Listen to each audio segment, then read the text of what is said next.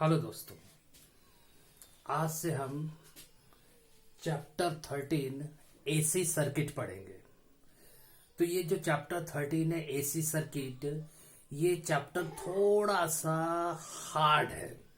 Hard मतलब मैं नहीं बोल रहा, बच्चे ऐसा बोलते हैं कि ये हार्ड है, पता नहीं क्यों बोलते हैं। बाकी अगर इसको समझा जाए तो ये बहुत ही आसानी से इसे समझ सकते हैं।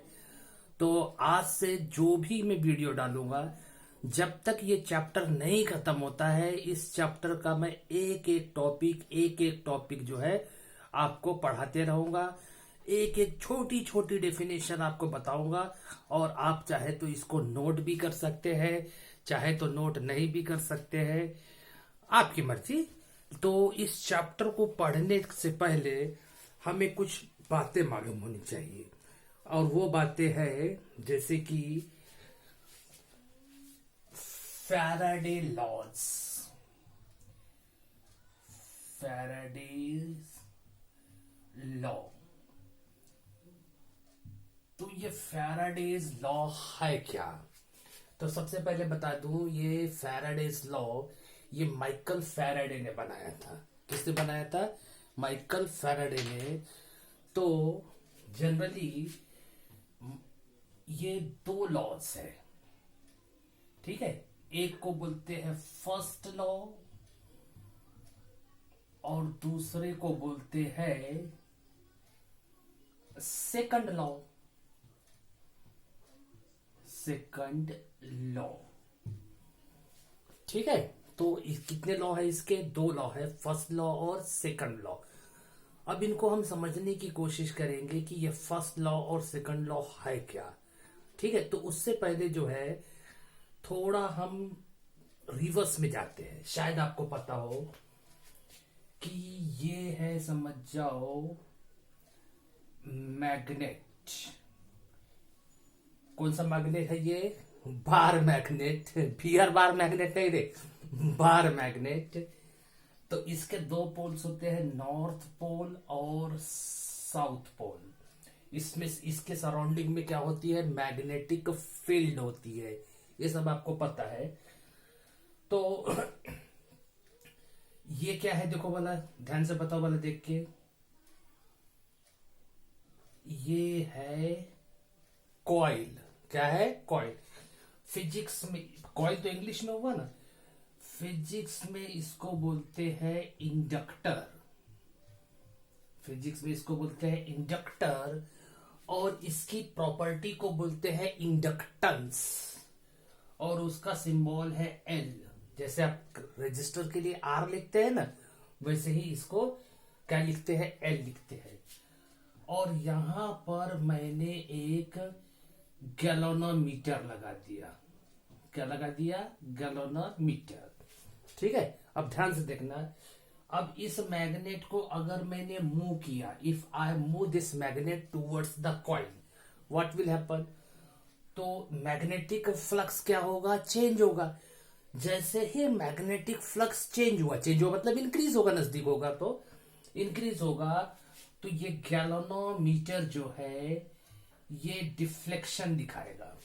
अब ये गैलोनोमीटर अगर डिफ्लेक्शन दिखा रहा है तो इसका मतलब ये हुआ कि करंट फ्लो हो रहा है।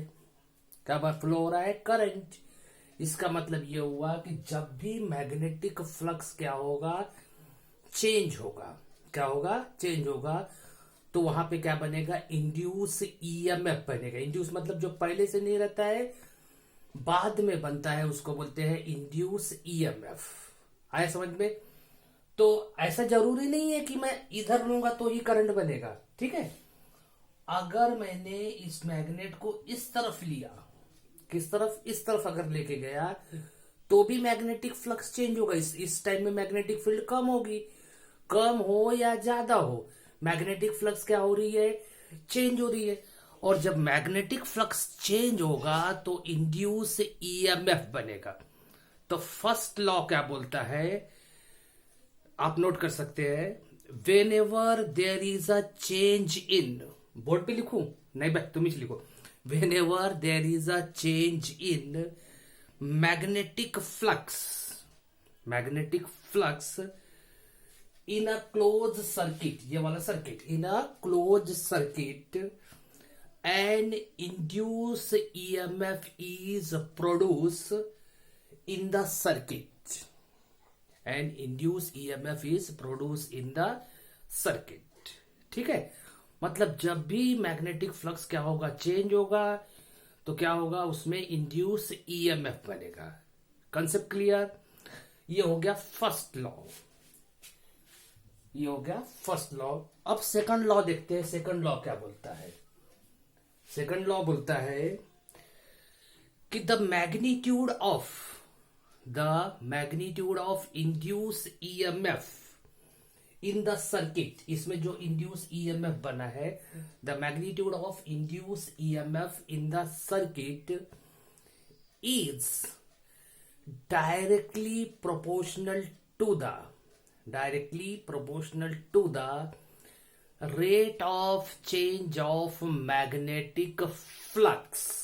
मतलब ये कि पहला लॉ बोलता है कि इंड्यूस ईएमएफ बनेगा, और दूसरा लॉ बोलता है कि ये जो दूसरा लॉ है ये बोलता है इंड्यूस ईएमएफ सिर्फ बनेगा नहीं, वो क्या रहेगा, directly proportional to rate of change of magnetic flux. मतलब क्या हो जाएगा, ये E directly proportional to d phi by d t. D phi मतलब change of flux, d t मतलब टाइम। Concept clear? आगे बढ़ते हैं। तो अब ये कितना बनेगा, ये तो डिपेंड है कि नंबर ऑफ टर्न्स कितने हैं कॉइल में। जैसे कि यहाँ पे 1 2 3 4 5 6, नंबर ऑफ टर्न्स कितने हैं, 6। ठीक है, अब if number of turns increases तो ईएमएफ भी क्या हो जाएगा, इंक्रीज होगा। क्यों? जैसे आपको मालूम है कि जो नंबर ऑफ टर्न्स है वो हमेशा क्या होते हैं, मल्टीप्लाई होते हैं। मेरे बच्चों को मालूम है, मुझे मालूम है, रेगुलर बच्चों को मालूम होगा कि नंबर ऑफ टर्न्स, छोटा एन लिया है मैंने, आप बड़ा एन भी ले सकते हैं, no problem issue with that. तो नंबर ऑफ टर्न्स हमेशा क्या होते हैं, मल्टीप्लाई होते हैं। आगे इतने समझ में? तो अब देखो, और एक बात और, ये जो ईएमएफ बन रहा है इसका मैग्नीट्यूड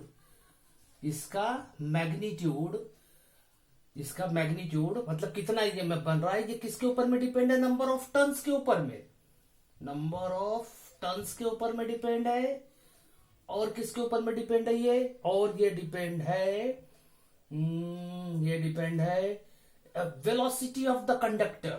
ये जो मैग्नेट है, ये क्या है, मैग्नेट है, इसकी कितनी स्पीड से इसकी मोशन है। ठीक है, इधर लेके जाओगे तो इधर करंट बनेगा, डायरेक्शन दिखाएगा, इधर लेके जाओगे तो इधर करंट बनेगा, मतलब बनेगा। तो ये जो है स्पीड के ऊपर में भी डिपेंड है कि कितने स्पीड में है। ठीक है, तो ये हो गए फैराडे का फर्स्ट लॉ और सेकंड लॉ। ठीक है, तो फैराडे के फर्स्ट लॉ ने बताया कि जब भी मैग्नेटिक फ्लक्स चेंज होगी तो करंट बनेगा, ईएमएफ बनेगा। और फैराडे के सेकंड लॉ ने बताया कि जितना मैग्नेटिक फ्लक्स चेंज होगी उतना ही करंट बनेगा। तो अब एक साइंटिस्ट है लेंस, तो लेंस ने क्या बताया वो भी देख लेते हैं। Lenz law,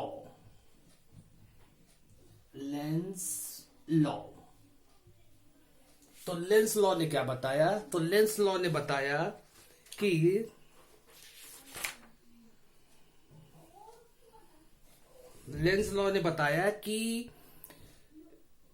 the direction of the, ये मतलब लेंस लॉ ने बताया कि ये जो ईएमएफ है, the EMF produce in the circuit due to the change in magnetic flux, बरोबर है, it opposes the change in magnetic flux. मतलब देखो ध्यान से सुनना कि चेंज इन मैग्नेटिक फ्लक्स हुआ तो क्या बना, इंड्यूस ईएमएफ बन गया। और वो जो इंड्यूस ईएमएफ बन गया है, अब वो अपोज करेगा किसको, चेंज इन मैग्नेटिक फ्लक्स को। मतलब ये भस्मासुर हुआ ना, कैसे मतलब जिसने जिसको बनाया उसी को अपोज कर रहा है। भस्मासुर की कहानी याद है कि नहीं याद है? नहीं याद है? पता तो भस्मासुर की कहानी, एक राक्षस रहता है, वो बहुत तपस्या करता है, उसका नाम रहता भस्मासुर। आपने शंकर महादेव की नहीं क्या तपस्या करते करते नहीं क्या, वो खूब तपस्या कर लेता है। और अपने महादेव तो भोले बाबा बोलते, बोल बेटा तुझे क्या चाहिए, बोले तो महादेव तो जल्दी खुश रहते, बोल बेटा तुझे क्या चाहिए, बोले तो बोले भगवान मुझे ऐसा वरदान दे दो, बोले कि मैं जिसके सर पे हाथ रख दूं वो भस्म हो जाए, बोले और ठीक है बोले मेरे बच्चा, बोले तथास्तु, बोले तो भस्मासुर को मिल गया वरदान। अब जिसके सर पे हाथ रखेगा वो भस्म। अब भस्मासुर को वरदान मिल गया। अब भाई को चेक करना था, तो अब बोले किसको चेक करूं, बोले तो यही बोले भोलेनाथ है, बोले इनके सर पे बोले हाथ रख दो, बोले अब भोलेनाथ के सर पे हाथ रखने के लिए वो आया कि मैं चेक करूं। अब भोलेनाथ को तो मालूम है कि ये पावर तो अपन ने दिया है, साला भस्म कर देगा। वहां से भागे भोलेनाथ विष्णु जी के पास बचाओ बचाओ करके, तो समझा ना। तो ये जो लेंथ लॉ है, ये इसको बैक ईएमएफ भी बोलते हैं कि जिसने इसको बनाया उसी को क्या करेगा, ये अपोज करेगा, ये अपोज करेगा। इसलिए मैंने इसको क्या बोला, भस्मासुर। तो मतलब आप इसको ऐसे नोट कर सकते हैं कि E equals to minus D phi by D T,